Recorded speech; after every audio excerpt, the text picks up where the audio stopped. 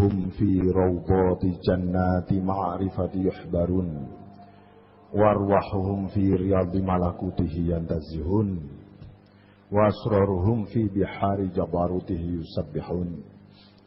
اللهم صل على سيدنا محمد عبدك ونبيك ورسولك النبي الأمي وعلى آله وصحبه وسلم تسليما بقدر عظمة ذاتك في كل وقت وحين. Bapak Ibu sekalian, sore hari ini kita akan membedah soal zikir. Ini sebagai lanjutan dari ceramah kemarin. Syekh Ibnu Athaillah Sakandari mengatakan la tatruki dzikra li'adami hudurika ma'allahi fihi fa inna ghaflataka an wujudi dzikrihi asyaddu min ghaflatika fi wujudi dzikrih fa asa yarfa'aka min dzikrin ma'a wujudi ghaflatin ila dzikrin ma'a wujudi yaqdhatin wa min dzikri ma'a wujudi yaqdhah ila dzikrin ma'a wujudi hudurin wa min dzikrin ma'a wujudi hudurin ila dzikrin ma'a ghaibatin amma siwal mazkur wa ma dzalika 'ala Allahi bi'aziz. La tatruki dzikra, janganlah Anda meninggalkan zikir li'adami hudurika ma'allahi fihi, karena atau gara-gara Anda tidak bisa hadir, tidak bisa khusyuk ketika zikir. Jadi walaupun kita tidak bisa khusyuk berzikir, jangan sampai kita tinggal zikir. Kenapa? Fa inna ghaflataka an wujudi zikrihi, karena kealpaanmu. Kita ini alpa an wujudi zikrihi, sekaligus juga tidak sedang zikir. Sudah tidak zikir, lupa dan alpa. Asyaddu min ghaflatika fi wujudi zikrihi, itu lebih menyeramkan ya. Lebih seru, lebih dahsyat akibatnya dibanding kealpaan Anda ketika sedang berzikir. Jadi orang alpa itu ada dua, alpa pada Allah. Satu, alpa ketika sedang tidak berzikir. Yang kedua, alpa ketika sedang berzikir. Nah ini. Fa'asa ayyarfa'aka min zikrin ma'a wujudi ghaflatin. Siapa tahu Allah mengangkat derajat. Derajat orang zikir itu derajatnya ada 4 ya. Kalau saya gambarkan derajat orang berzikir, pertama az-zakir ini ya, ma'a ghaflatin, mulutnya berzikir, ekspresinya seperti orang berzikir, tapi hatinya tidak berzikir. Hatinya kemana-mana. Hatinya misalnya ketika berzikir dipenuhi kepentingan-kepentingan duniawi. Ini namanya zikir ma'a wujudi ghaflah, ma'a ghaflah. Ini lebih baik daripada zikir tidak zikir sama sekali. Siapa tahu fa'asa ayyarfa'aka min zikrin ma'a wujudi ghaflatin ila zikrin ma'a wujudi yaqdhah. Zikir yang disertai kesadaran. Zikir yang disertai kesadaran itu, hati kita mulai mengerti bahwa kita ini sedang berzikir. Dan siapa yang sesungguhnya saya zikiri? Saya sedang berhadapan dengan siapa? Itu namanya yaqdhah, ada kesadaran. Wa min wujudi yaqdhatin ila wujudi hudurin ma'a wujudi hudurin. Hati kita hadir di hadapan Allah. Orang bisa zikir hatinya hadir di hadapan Allah itu sudah nggak karuan, sudah hebat banget. Tapi rupanya masih ada lagi puncak daripada tahap orang berzikir adalah wa min wujudi hudurin ila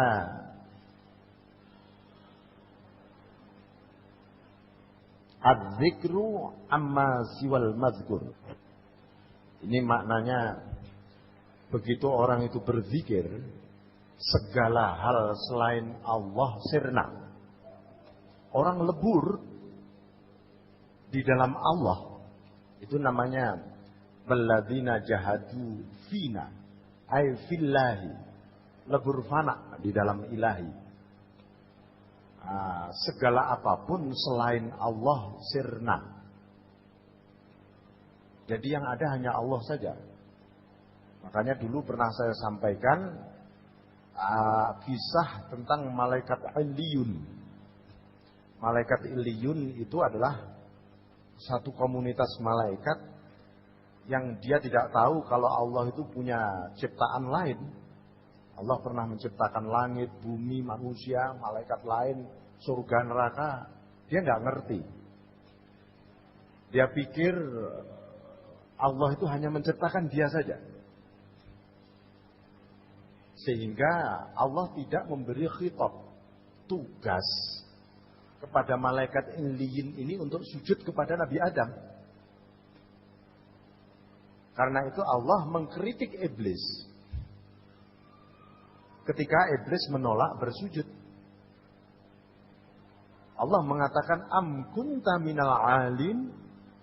Loh, kamu kok tidak mau sujud? Apakah kamu tergolong malaikat Illiyin? Nah, malaikat Illiyin atau Illiyun ini perilakunya. Jadi karena dia merasa tidak ada yang lain kecuali dia. Hanya dia dan Allah saja yang ada. Maka yang lain ya pasti tidak ada.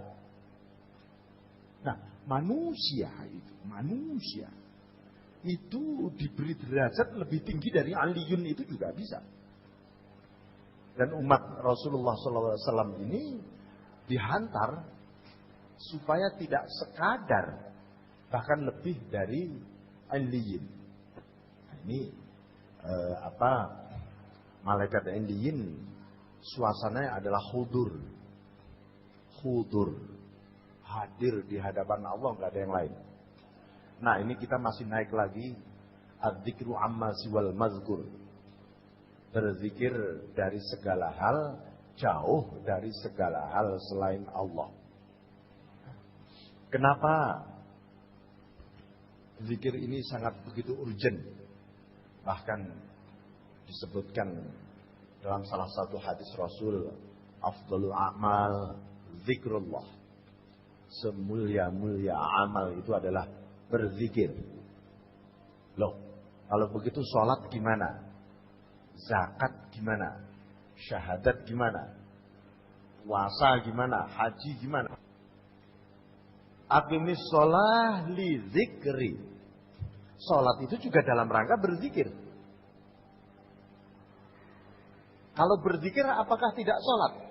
Sholat tetap wajib. Tapi sholat yang berzikir juga hatinya. Allahu Akbar.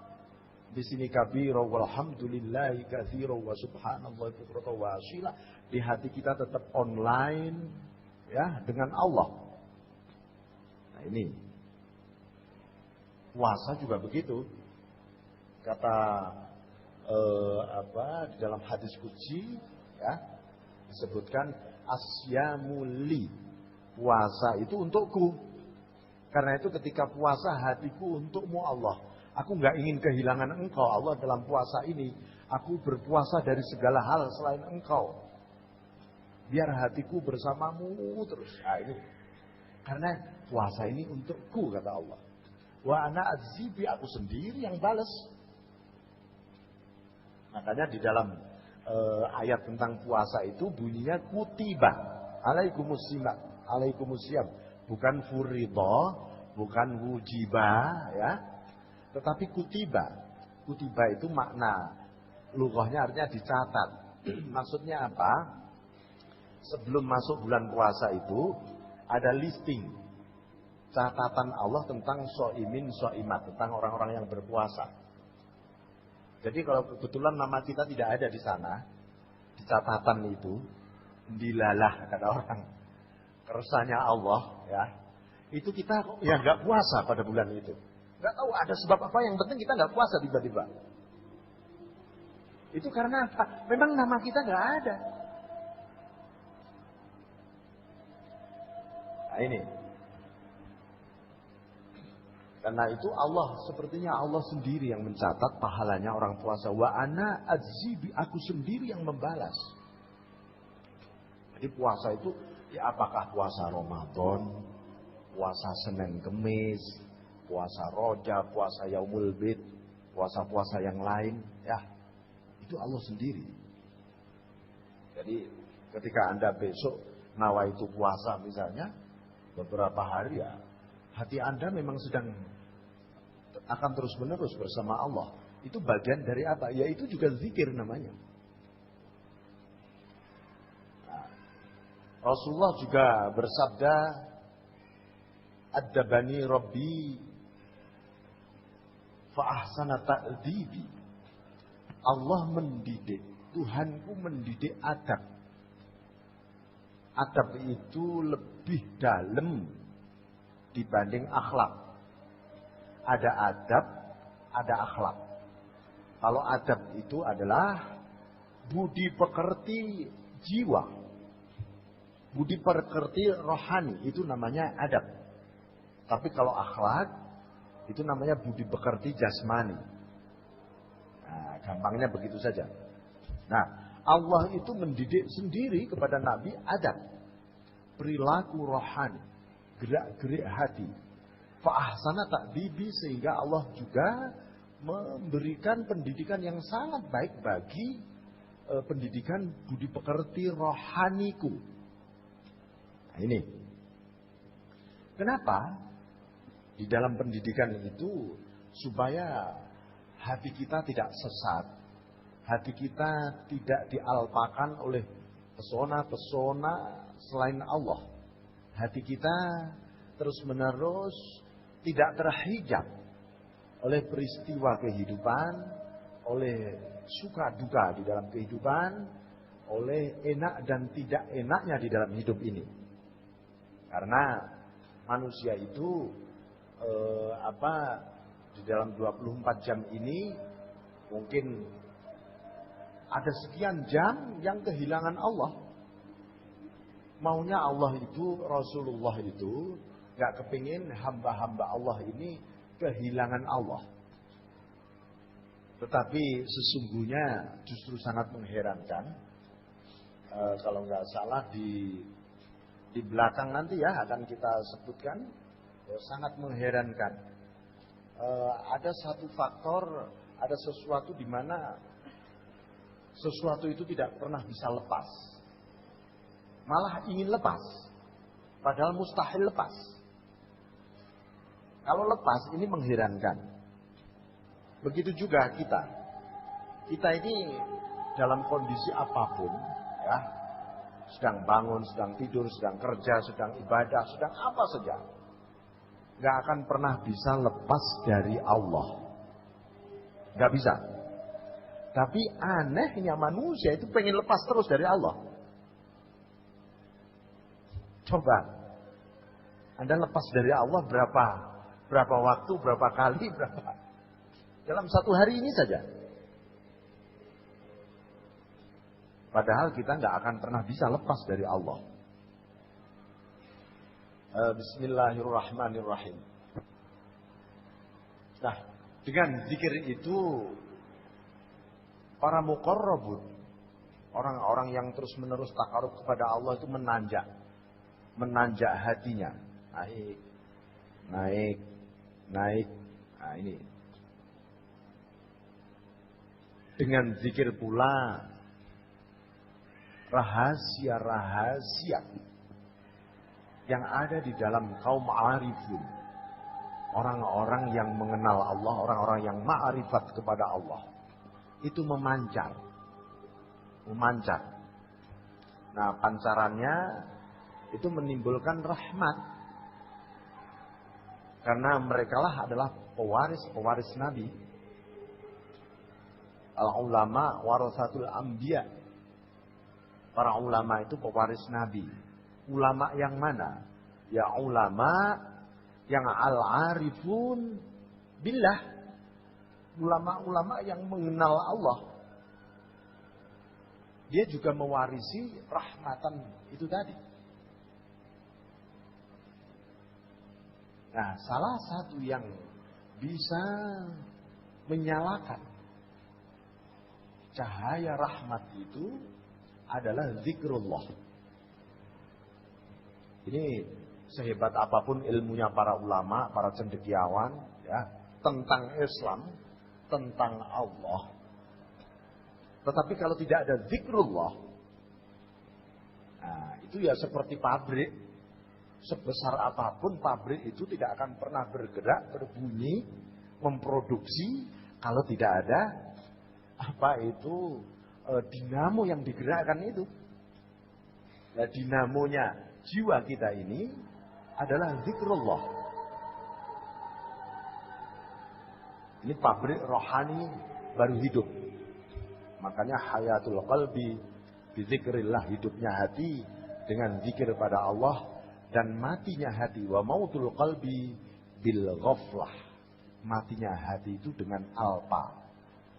Alpa itu sengaja melupakan, sengaja mengabaikan, itu namanya alpa. Bismillahirrahmanirrahim. Jadi disinilah al-adabul Muhammadi, adabnya Rasulullah yang nggak pernah lepas dari Rasul itu apa? Kalau kita mengaku sebagai umatnya Rasul, zikrullah di sini nih, di dalam hati ini, Allah, Allah. Beliau sedang jihad, sedang perang, sedang di dapur, sedang ceramah, sedang apa, terus di sini nggak bisa lepas dari Allah, Allah, Allah, Allah. Dan ayat Al-Quran yang pertama kali turun, ayat pertama kali turun di Gua Hira, itu tentang apa? Tentang zikir. Zikir. Iqra bismi rabbik. Ah, ini. Bacalah dengan nama Tuhanmu.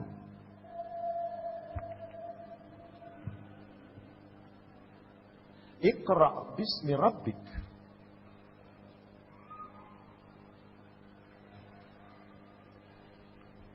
Ketika Jibril sudah mulai mendikte 3 kali, Iqra ma'ana biqari, aku gak bisa baca Jibril. Iqra, baca, gak bisa. Iqra bismi rabbikal ladzi khalaq, khalaqal insana min 'alaq, dan seterusnya. Loh, Rasulullah kok bisa menirukan? Kuncinya di mana? Kuncinya bismi rabbik. Bacalah dengan nama Tuhanmu. Nama Tuhanmu siapa? Allah. Bacalah Al-Quran. Segala Al-Quran semuanya ini dengan Allah, Allah, Allah, Allah, Allah, Allah. Lalu gemetar tubuh jiwa Rasul karena penuh Allah. Gemetar Allah, Allah, Allah, Allah, semuanya. Sampai beliau menggigil. Kenapa menggigil? Karena seluruh pori-porinya, seluruh jiwanya, sampai rahasia jiwanya berzikir semuanya. Nah ini, akhirnya pulang beliau datang kepada istrinya, Siti Khadijah, Zammiluni, Zammiluni, selimuti aku. Beliau seperti orang demam, tapi itu semua karena bunyi zikrullah. Nah, jadi Dengan zikir itu pula bahwa manusia terus-menerus menjaga kehambaannya. Sifat kehambaan ini harus dijaga dengan zikir. Yang penting apapun bunyi yang kita ucapkan, ya, apakah itu tasbih, tahmid, takbir, sholawat, istighfar, baca Quran, ya, ataupun Anda sedang bicara dengan siapapun, tolong jangan sampai lepas zikir. Ya, bunyi terus, biasakan itu. Anda sedang setir mobil, dalam hati zikir.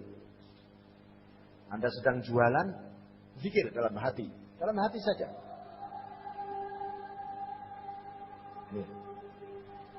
Bismillahirrahmanirrahim.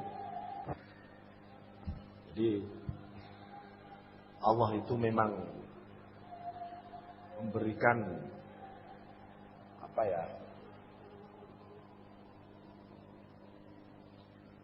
satu ekspresi dari cinta dan kasih sayangnya kepada para hambanya ini dengan menurunkan zikir itu sendiri kepada para hambanya. Sebab apapun pengakuan seseorang bahwa dia katanya mencintai Allah, mencintai Rasulullah, tapi kalau hatinya tidak pernah berzikir, ini pasti cintanya palsu. Ya kan? Nah, ini harus untuk supaya kita ini lebih bisa mencintai, kita sebut saja nama Allah. Walaupun kita ini ghaflah. Saya sudah zikir, hatiku alpa. Enggak apa-apa, zikir saja. Karena mengulang-ulang sebuah nama, itu menimbulkan sebuah kesan yang begitu mendalam di dalam kalbu kita. Oleh sebab itu tidak ada pengikut agama kecuali agama Islam yang paling memiliki kesan terhadap Allah kecuali Islam. Karena ada zikir tadi. Terus disebut terus. Nanti lama-lama tumbuh. Kalau seandainya kita ini terbiasa menyebut nama Allah terus, nanti kalau kita tidak menyebut, hati kita tidak mengingat, kita seperti sudah kehilangan. Nah, itu tandanya bahwa kita mulai ada rindu tadi. Rindu. Asalnya hanya rindu menyebut. Lama-lama rindu kepada yang disebut. Al-mazkur. Lama-lama akan tumbuh rasa cinta di situ. Nah, kalau sudah tumbuh rasa cinta, mulai tumbuh pula perilaku pecinta yang senantiasa memprioritaskan sang kekasihnya dibanding yang lain. Nah, ini bagian dari di wilayah zikir. Makanya Syekh Ahmad Ar-Rifai menyebutkan fayambaghi ayyakuna dzakir ala hadri ayyaltafita ila dzikri. Sudah seyogianya orang yang berzikir itu tidak tercenung pada wujud zikirnya. Anda mulai zikir, mulai konsentrasi, tapi yang konsentrasinya bukan pada Allah, pada bunyi zikirnya. Nah, ini jangan. Walaupun Anda sedang berbunyi apa saja, itu bunyi, ya kan? Itu kan bunyi-bunyian saja. Bukan itu tujuannya. Tujuannya adalah yang tersembunyi di balik bunyi, yaitu al-mazkur yang Anda zikiri. Allah Rabbul Izzah itu. Jadi kita la ilaha illallah. Ya, pokoknya Allah saja. Jangan pusing dengan bunyi bacaannya. Nanti nggak ketemu Allah, nggak ketemu yang dizikiri.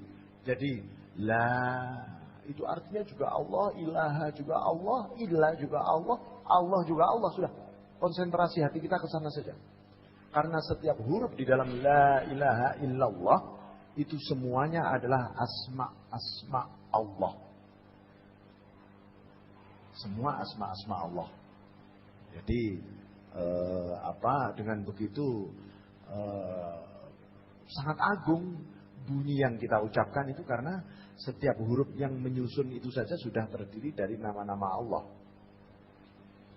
Oleh sebab itu agar seluruh ucapan, seluruh ungkapan, seluruh tulisan, seluruh apapun yang kita rupakan itu bernuansa kebajikan, bernuansa zikir, maka kata Rasulullah SAW,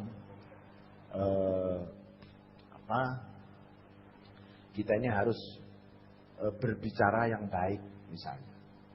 Kenapa? Berbicara buruk itu kok dosa? Karena orang berbicara, kalau berbicaranya buruk, berbicaranya untuk kejahatan, berbicaranya untuk maksiat kok disebut dosa. Sebab seluruh kata-kata yang kita susun untuk berbicara tadi, huruf-hurufnya terdiri dari nama-nama Allah. Makanya kalau nama Allah kita manipulasi untuk kepentingan hal-hal yang bukan baik, itu namanya dosa. Misalnya kita menggunjing orang gitu ya. Menggunjing orang, loh, kalimat-kalimat gunjingan itu terdiri dari huruf-huruf. Dan huruf-huruf itu nama Allah. Itu artinya nama Allah sudah kita manipulasi untuk kepentingan hawa nafsu kita. Nah, itu ada dosa kemudian di situ. Nah, ini. Jadi saking utamanya zikir, sampai Allah itu di dalam berbagai segi ucapan apapun suara yang kita dengar supaya bernuansa zikrullah. Itu bagaimana? Nah, ini. Nah, disinilah kemudian kita perlu ada namanya niat yang benar di dalam berzikir. Niat yang benar. Jadi Imam Ghazali kemudian membagi dari segi apresiasi orang berzikir. Satu, orang zikir dengan lisan. Zikrul lisan namanya. Zikrul lisan ini lisannya berzikir, hatinya tidak berzikir. Dua, zikir nafsu. Lisannya berzikir, nafsunya juga ingin berzikir. Zikirnya nafsu gimana? Apa ya untungnya kalau saya berzikir? Ini nafsu. Saya berzikir supaya dagangan saya laris, nafsu. Saya berzikir supaya seluruh kepentingan nafsu saya tercapai. Ini namanya zikir nafsu. Boleh nggak zikir nafsu? Ya boleh, tapi tidak ada pahalanya sama sekali. Anda berzikir supaya begini, boleh. Tapi tidak ada pahalanya. Kenapa tidak ada pahalanya? Ya memang karena tidak lillahi ta'ala. Tapi li nafsihi, bukan lillah. Nah ini. Yang kedua, zikir qalbu. Zikir ini soal orientasi ya. Ini soal orientasi zikir. Orientasi zikir. Dari segi orientasinya, zikir itu ada zikrul lisan, ada zikrul nafsi, ada zikir qalbi. Zikir qalbi itu ya berzikir lisannya, tapi hatinya suasananya ukhrawi. Hatinya di akhirat. Jadi dia nggak kepengin ada dunia di balik zikir dia. Kemudian ada zikir ruh. Zikir ruh ini gimana orientasinya?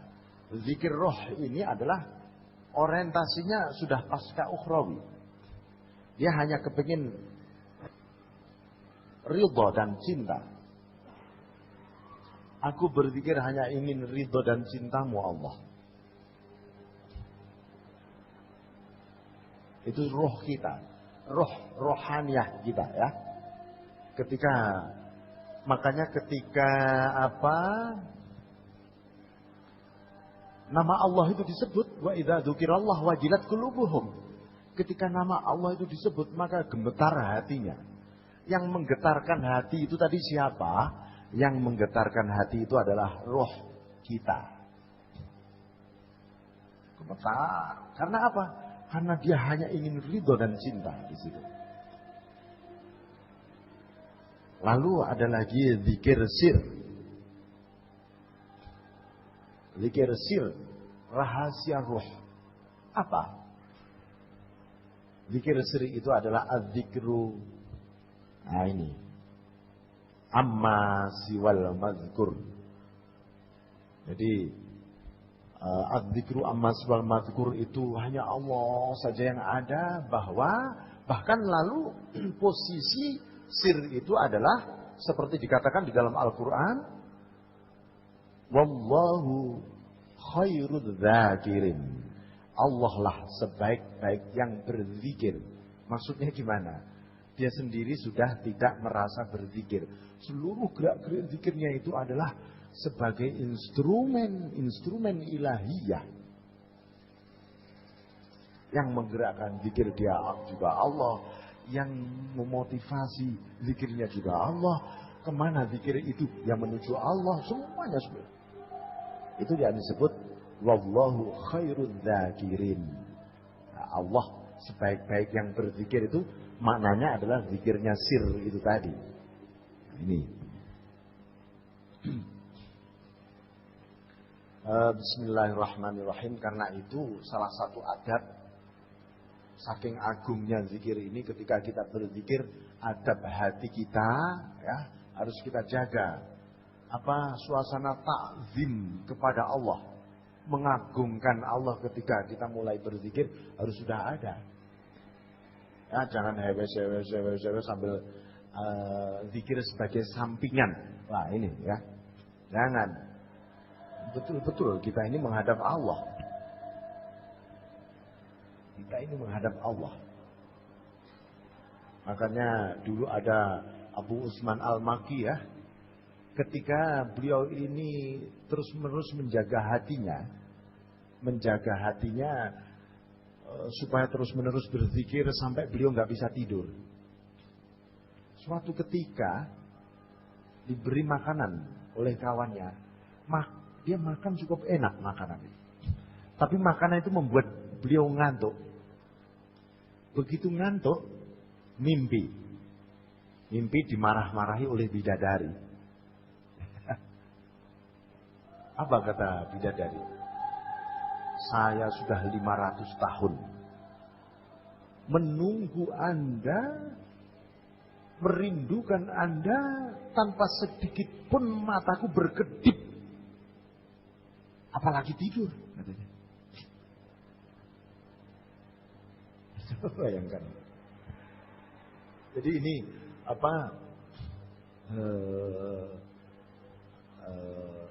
nuansa zikir itu memang luar biasa, karena itu zikir menempati satu positioning yang begitu sentral di dalam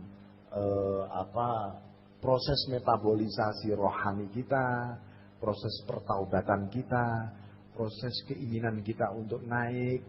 Nah, itu semua dizikrillah. Oleh sebab itu Allah menyebutkan mengenai ulul albab itu, yaitu siapakah yang disebut ulul albab? Alladzina yadhkurunallah. Yaitu orang-orang yang senantiasa mengingat Allah kapan, di mana saja, dia nggak kepengin kehilangan Allah. Qiyaman. Ketika dia aktif, tegak, musyahadah kepada Allah, lagi pokoknya terus nggak ingin kehilangan Allah. Waqu'u, dan ketika dia istirahat, diam, termenung, tafakur, dia juga nggak ingin kehilangan Allah ketika itu. Wa ala junubihim, ketika tidur pun harus tetap zikir. Bagaimana tidur yang berzikir? Ya pokoknya ketika mulai tidur itu zikir aja sampai akhir lep Anda masih zikir. Lep, nggak sadar. Nah, tetap itu radar zikir masih bergerak. Dinilai zikir oleh Allah. Walaupun Anda ngorok, ya, mendekur. Tapi tadi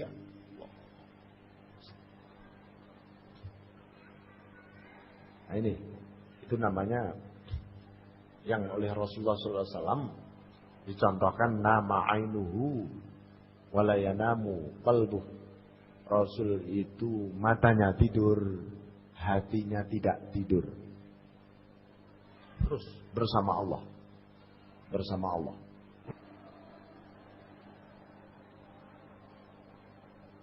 Nah, menjaga kehormatan zikir, pengagungan zikir, itu sebenarnya nilainya lebih utama dari zikirnya itu sendiri. Kalau zikir sih cuma bunyi aja ini saja. Tapi begitu seseorang mulai mengagungkan Allah, sangat menghormati yang dizikiri walaupun Anda belum memulai zikir, ini yang dinilai Allah lebih besar di sini. Kenapa? Karena kita ini sedang dihantar menuju kepada Allah dengan zikir itu. Dan sekaligus disebutkan bahwa az-zikru a'zamu minal jannah. Zikir itu sendiri lebih agung daripada surga dan seisinya. Kenapa demikian? Karena zikir itu adalah hakul ibad, hakul rububiyah. Sedangkan surga itu hakul ubudiyah. Memang surga itu haknya hamba, zikir itu haknya Allah. Karena itu hak Allah itu lebih utama daripada hak hamba. Jadi jangan sampai kita ini apalagi orang-orang yang menjelang sakaratul maut misalnya. Kalau dia tidak terbiasa zikir, itu detik-detik itu orang bisa ingat yang lain-lain. Apalagi dalam suasana depresi yang luar biasa di situ. Dan pasti iblis itu datang biasanya dengan membawa iming-iming yang macam-macam. Yang benar-benar kita inginkan ketika itu. Kalau kita haus, dia bawa air yang sangat putih, jernih, bersih, dan sangat seger sekali.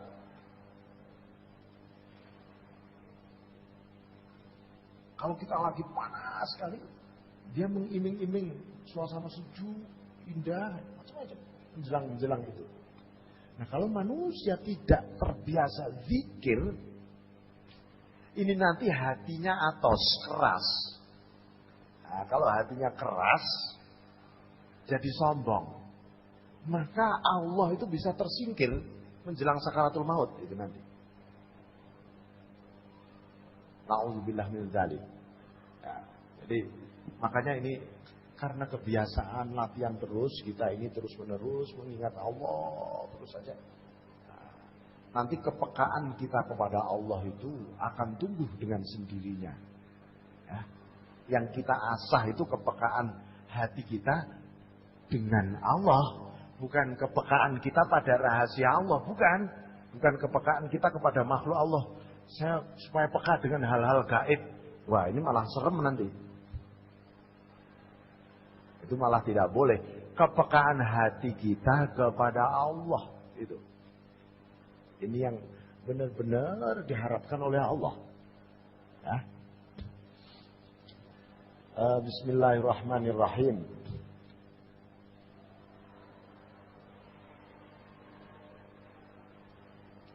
Jadi kalau kita berzikir, jangan pernah pula minta ganti rugi ya atas zikir yang kita baca, yang kita ucapkan, yang kita ungkapkan kepada Allah. Karena zikir itu memang niscaya, keniscayaan. Bahkan di dalam Al-Quran disebutkan fas'alu ahla dzikri in kuntum la ta'lamun, bertanyalah kepada ahli zikir kalau kau tidak tahu. Itu artinya sumber ilmu pengetahuan itu zikir. Ya. Ini sekali lagi saya saya angkat seluruh tradisi epistemologi ini filsafat ilmu. Di dalam tradisi filsafat, maka filsafat adalah induk dari ilmu pengetahuan. Di sini ada filsafat, ada ilmu, ada art, ya, ada seni, lalu ada culture, ya, ada peradaban dan seterusnya, gradasi ke bawah ini. Nah, para filosof, para ilmuwan mengklaim induk dari seluruh ilmu pengetahuan. Nanti di sini kan akan lahir teknologi dan seterusnya. Itu adalah filsafat. Tapi ketika ditanya induk filsafat apa? Mereka angkat tangan.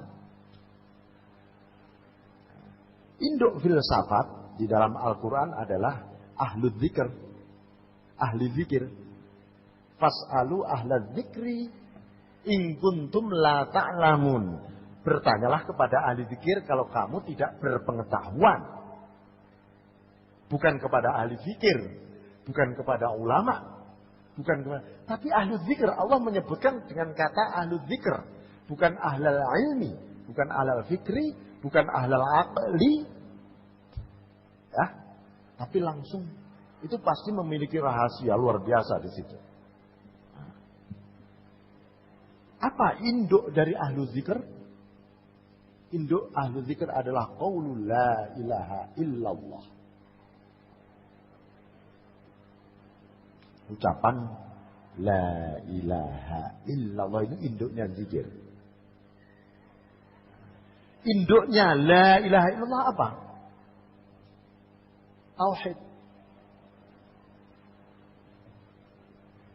Tauhid. Induknya tauhid apa? Ya Allah, udah. Nah, ini gradasi. Orang sekedar menyebut Allah, Allah itu seluruh semesta ini terliputi sebenarnya. Ini agungnya zikir sampai seperti itu. Jadi, oleh sebab itu, Bapak sekalian, jangan lepaskan ya Allah di dalam hati kita, dan rahasiakan Allah di dalam hati kita ini seperti kita merahasiakan cacat-cacat kita.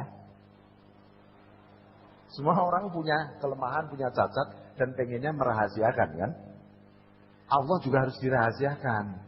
Jangan ditampak-tampakkan. Loh, saya ini loh tukang zikir, ahli zikir. Nih tasbihku panjangnya sampai 2 meter nih. Gak percaya kamu? Gitu.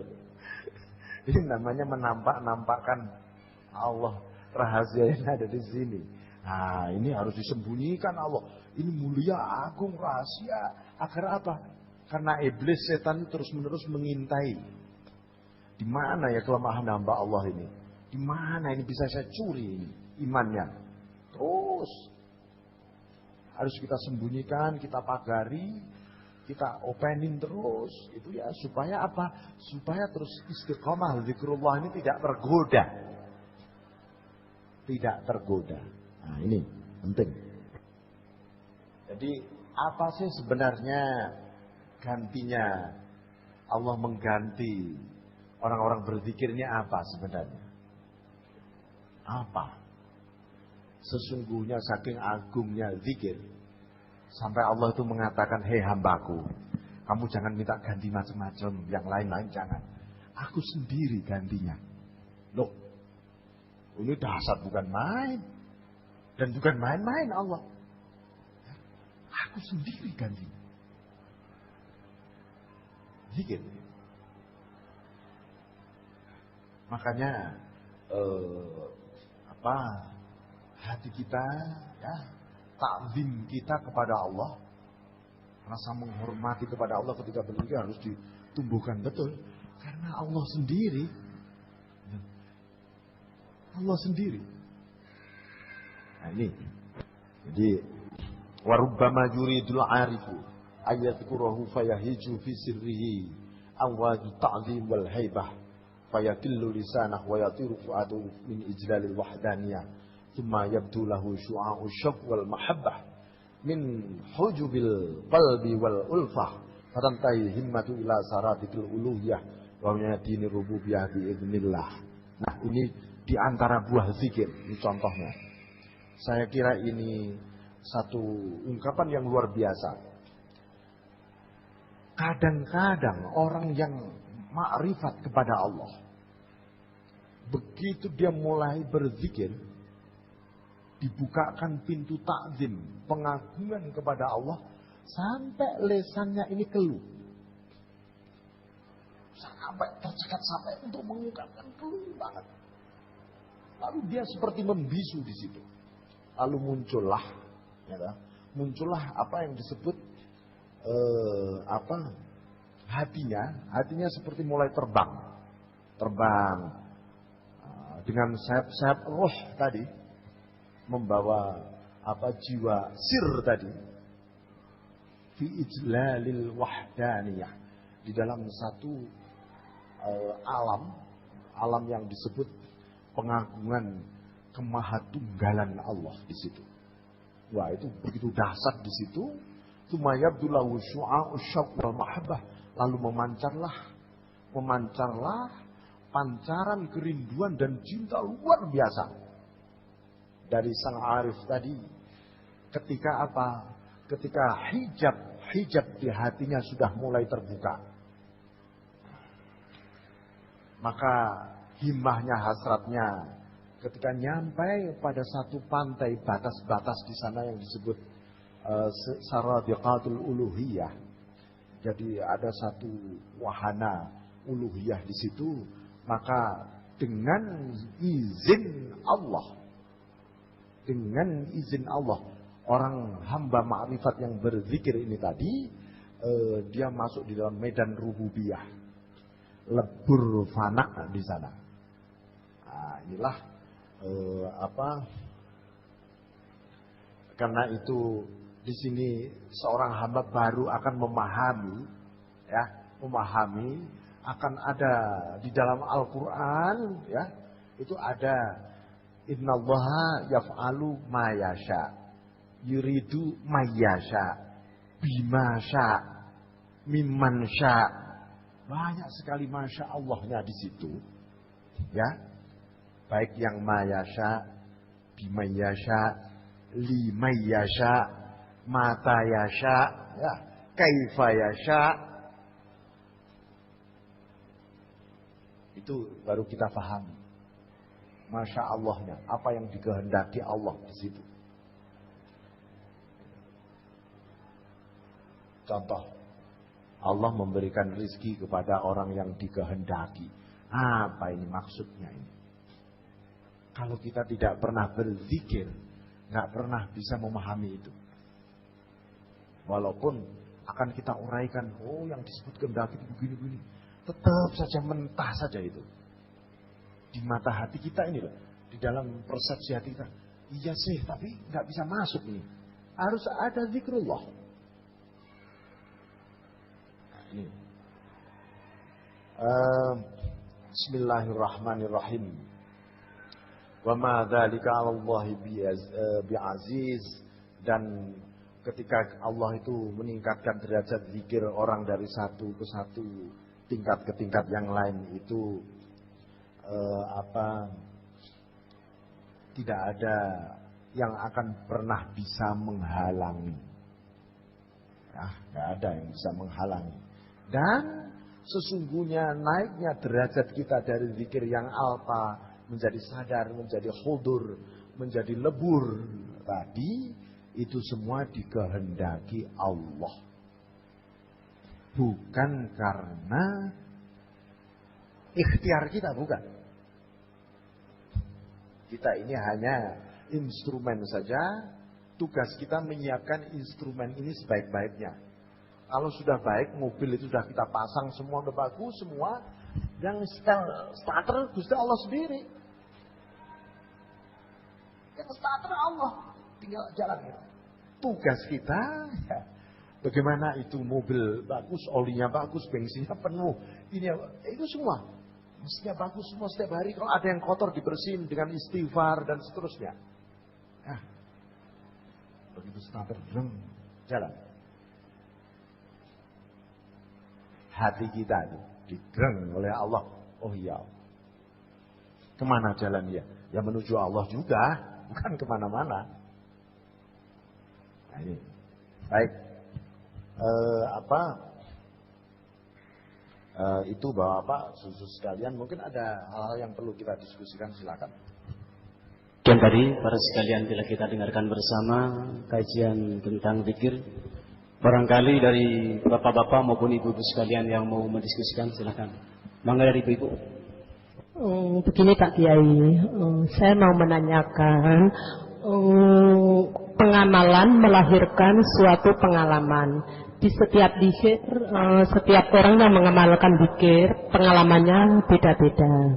Yang akan saya tanyakan, di mana perbedaan antara zikir, doa, munajat, dan hijab?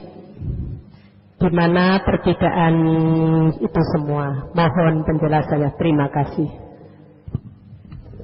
Jadi zikir itu segala aktivitas apapun yang menuju kepada Allah itu disebut zikir. Kita belajar menghadiri pengajian itu zikir juga. Apapun yang itu membangkitkan hati kita menuju kepada Allah, aktivitas Allah itu namanya zikir. Kita baca buku, merenung, zikir namanya. Apa bedanya zikir dengan aurat atau wirid? Kalau wirid itu adalah zikir dengan bacaan-bacaan tertentu, jumlah tertentu, misalnya oleh Rasulullah kita diperintah baca subhanallah 33 kali. Alhamdulillah 33 kali, Allahu Akbar 33 kali. Itu namanya wirid. Istighfar minimal 100 ya. Sholawat Nabi 100, la ilaha illallah 100 ya. Itu namanya wirid. Lalu di sini ditambahi akhiran an jadi wiridan itu. Wiridan, wirid. Nah, seperti itu. Doa, munajat, hizib itu zikir. Tapi kalau ada satu doa-doa khusus yang dibaca waktu-waktu khusus itu namanya wirid. Nah, jadi setiap wirid itu pasti zikir, tapi tidak semua zikir wirid. Nah, gitu. Anda setiap malam tahajud, ya, itu juga wirid. Wiridanku tahajud. Nah, setiap malam jam sekian bangun tahajud 12 rakaat atau 20 rakaat atau 100 rakaat misalnya. Tapi istiqomah terus, wirid namanya. Nah, wirid, lalu Rasulullah mengajarkan wirid. Zikrul aurat kepada para sahabat ada yang diajarkan umum. Ada beberapa sahabat khusus dipanggil diajari ilmu aurat tertentu. Nah, para sahabat ini ada yang rombongan, ada yang satu-satu. Lalu ditalkin zikir oleh Rasulullah jadi wirid. Kelak kemudian orang yang dipanggil secara khusus oleh Rasulullah ini mengajarkan kepada tabi'in juga seperti itu. Tidak dipublisir, tidak dipublikasi secara umum. Nah, itulah yang kelak dikenal namanya zikir tarekat. Nah, itu prosesnya dulu begitu. Karena itu zikir tarekat itu tetap memiliki sanad. Dari ini sampai dari Rasulullah. Rasulullah dari malaikat Jibril dari Allah. Ada sanadnya semua. Itu karena hal-hal yang sangat khusus dibalik wirid yang harus disampaikan. Karena ini khusus, misalnya, lalu ada pendidikan khusus. Ada khalwat, ada uzlahnya, lalu ada puasa khususnya, dan seterusnya. Ini karena yang ditata di sini. Ditata di sini. Nah, jadi Rasulullah itu diperintahkan oleh Allah, qul, katakan kullu ya'malu ala syakilati, masing-masing umatmu itu kamu ajarkan menurut syakilah, menurut format yang ada di dalam jiwanya. Oh ini kalau kamu suruh zikir terus hari semalam nggak kuat itu. Sudah nggak usah gitu. Zikirnya sedikit saja, suruh aja kerja dia sebagai petani. Yang rajin, yang penting niatnya lillahi ta'ala sama gitu. Nanti siapa yang ngasih makan orang yang berzikir gitu. Jadi yang malu ala syakilah. Dulu ada seorang kiai berteman berdua kemana-mana, berdua mulai sejak muda. Satu kamar, satu kelas, selesai dari pesantren, kawin juga hampir bersamaan. Dua-duanya akhirnya jadi kiai besar. Ketika dua orang ini itu datang ke seorang mursyid tarekah, lalu baiat di situ. Apa kata mursyid? Pak Kiai yang A harus menjalankan zikir ini. Yang Kiai B ini nggak usah, katanya. Nggak usah aurat yang seperti banyak seperti ini, nggak usah. Allah saja sampean. Nah, jadi ini bagian bahwa sang mursyid mengenal syakilah yang ada di dalam hati para muridnya. Oh ini muridnya ini bentuknya kayak cowek, oh sambel, bukan Coca-Cola, kan gitu. Itu. Oh yang ini kayak piring. Kalau piring ya jangan apa itu kira-kira piring itu jangan diisi apalah gitu ya. Ya yang bagus untuk piring apa? Nah, ada di dalam dada kita ini syakilahnya berbeda-beda. Makanya tidak di dalam Islam itu tidak boleh seragam. Maksudnya, kamu harus membaca zikir sekian ribu kali, mampu nggak mampu harus, gitu misalnya. Nah, nanti teler semua, bisa mabuk semua nanti. Dilihat, ditata, ini hatinya berbeda-beda. Oh ini seperti kita menyuapi bayi itu. Bayi, ada yang sudah bayi, ada yang sudah agak gede sedikit, ada yang sudah remaja, ada yang sudah tua. Makannya berbeda-beda. Kalau yang bayi, ya jangan makan pisang goreng. Bisa ke rumah sakit nanti. Begitu juga yang sudah dewasa, jangan minum ASI setiap hari. Gitu. Nanti turun derajatnya dia. Ini menggambarkan bagaimana syakilah, ya. Syakilah itu penting dan ini termasuk di dalam mengajarkan soal zikir tadi. Ya. Ada yang lain?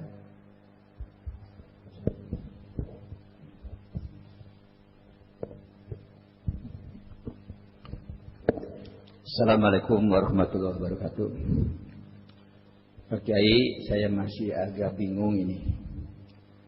Perbedaan antara kolbu, ruh dan jiwa. Jadi yang sadar waktu berzikir itu ruh atau jiwa. Kemudian tadi apakah saya salah catat waktu Pak Kiai mengatakan bahwa bila dibacakan ayat Allah maka bergetarlah hatinya. Kata Sarah tadi katakan oleh Pak Kiai itu yang bergetar itu bukan hatinya, ruhnya. Jadi mohon penjelasan. Terima kasih Pak. Ya. Jadi begini. Allah menyebut kata-kata nafas. Itu ada yang bermakna umum, bermakna khusus. Yang bermakna umum disebutkan wa nafsi wa ma sawwaha. Bagaimana nafas, jiwa disamakan. Loh, masa jiwa orang sama? Apanya yang sama? Nah, ini pertanyaannya. Sama-sama yang disebut jiwa itu adalah seluruh ruang di dalam batin kita ini. Itu namanya jiwa. Bahwa di dalam ruang batin ada akal, ada pikiran, ada nafsu, ada qalbu, ada roh, ada sir. Itu namanya jiwa secara umum. Sama, semua orang punya. Nah, ada jiwa secara khusus. Baru ketika jiwa secara umum tadi aktif, karena aktif melakukan apresiasi dengan kehidupan macam-macam, muncullah jiwa secara khusus. Ada jiwa namanya an-nafs ammarah, nafsu ammarah, ada lawamah, ada mulhamah, ada mutmainnah, ada rodiyah, mardiyah, dan seterusnya itu. Itu adalah jiwa secara khusus. Apa bedanya dengan roh? Nah, roh itu bermakna dua juga. Ada roh yang bersifat jasmani, yang artinya nyawa. Kalau orang itu nyawanya hilang, jasmaninya mati. Ada roh secara rohani. Kalau orang itu rohaninya hilang, maka hatinya yang mati. Yang disebut mautul qalbi, hati yang mati. Hati yang tidak kenal Allah, hati yang tidak pernah ingat Allah, mati hatinya. Itu karena roh rohaninya tidak masuk di situ. Ini. Makanya tadi disebutkan wa idza dzikrallah wajilat qulubuhum, ketika Allah disebut maka wajilat gemetar hatinya. Jadi hatinya gemetar, yang menggerakkan getaran ini siapa? Roh. Jadi roh itu yang menggerakkan, yang menggetarkan, bukan getarannya. Kalau yang getar hatinya, tapi yang membuat dia bergetar. Jadi posisi ini di dalam proses yang lain, ya.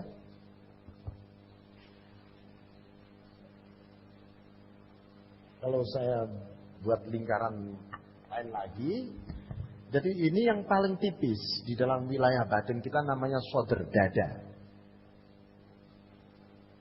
As-sodru. Jadi sodr ini artinya dada, bukan dada jasmani. Ada dada jasmani yang terbatas. Berapa sentimeter, ya, terbatas dada kita. Ada dada rohani yang disebut dalam Al-Quran, yashrah sadrahu lil Islam, dilapangkan dadanya untuk Islam. Atau alam nashrah laka sadrak, bukankah kami sudah melapangkan dadamu. Itu dada rohani, bukan dada jasmani. Ini paling pinggir posisinya. Di dalam dada ini ada namanya kolbu. Di dalam kolbu ada apa? Ada namanya fuad. Fuad. Innal fuada. Inna sam'a wal basara wal fuada. Fuad.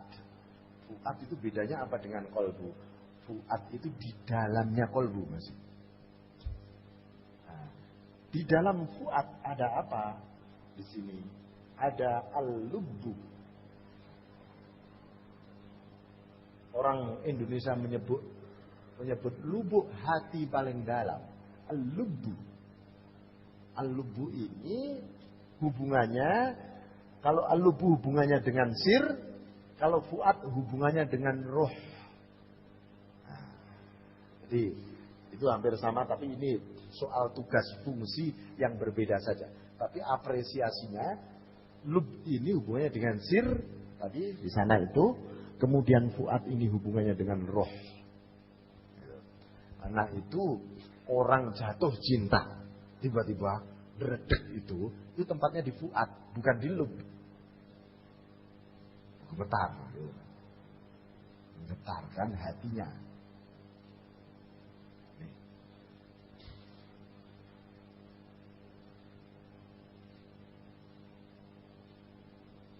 Sodr tempatnya Islam. Qalbu tempatnya iman. Fuad tempatnya ihsan. Lub tempatnya iqon. Nah, ini Islam, ya. Karena itu di dalam Al-Quran disebutkan yashrah sadrahu lil Islam, bukan lil iman, lil Islam. Karena memang iman itu tempatnya di hati, bukan di dada, di hati iman. Ini iman. Fuad, ihsan. Lub, iqon. Iqon. Rasa yakin yang tak tergugat bersama Allah. Nah, iqon. Udah, walaupun ada nuklir di depan Anda ini mau meledak, sedikit pun Anda nggak goyah, ekspresi Anda juga nggak berubah. Ya, itu namanya iqon. Nah, ada ini nuklir ini, sekian detik lagi mau meledak di dekat kita. Sedikit pun ekspresi Anda nggak berubah. Pucet kayak ini, enggak. Nah, itu kalau sudah ikon begitu. Itu adanya di dalam lub. Kalau hati masih gemeter menghadapi itu. Pikiran masih, waduh, kemana-mana. Kalau nafsu, gimana saya selamat dari ini? Katanya begitu. Nah, ini nafsu. Gitu.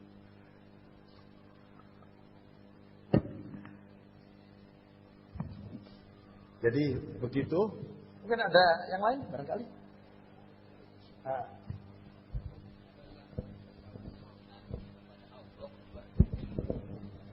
Jadi yang bertanggung jawab kepada Allah itu setelah kita melaksanakan amal atau kehidupan di dunia ini, siapa ini?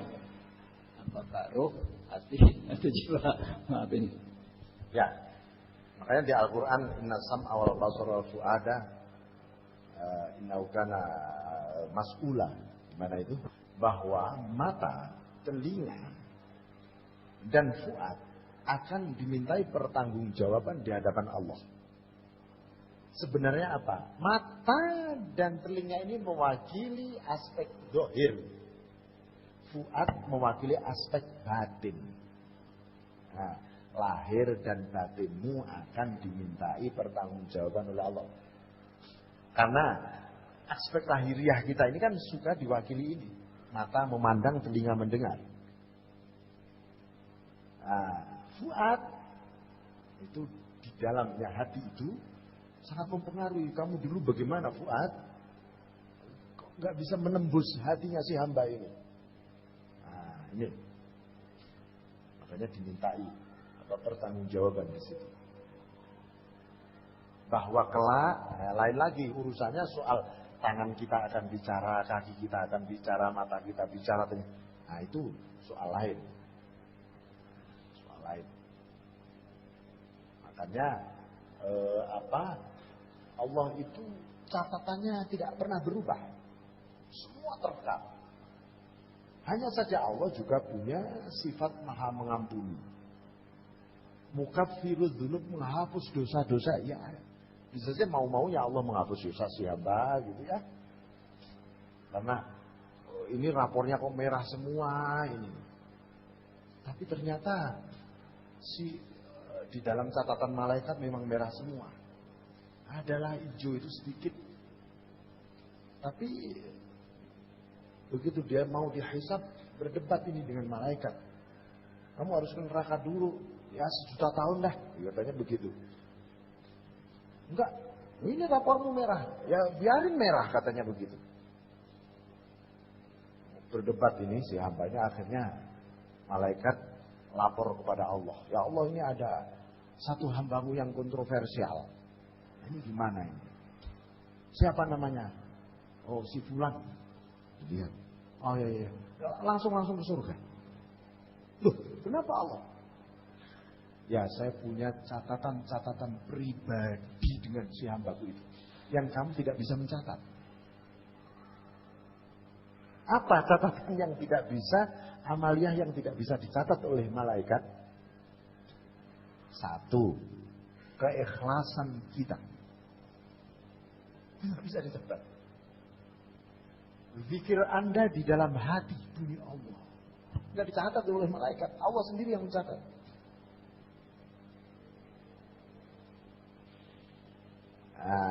Makanya perbanyak amaliah yang itu. Keikhlasan hati kita dan zikrullah di sini. Biarin rapor kita merah ya. Yang penting menurut catatan harian Allah, ini bagus ini. Allah menghapus yang itu. Innal hasanat yudhibnas sayiat. Sesungguhnya kebajikan-kebajikan yang ada di dalam catatannya Allah tadi menghapus keburukan-keburukan di dalam catatan malaikat tadi. Nah, itu bisa terjadi begitu.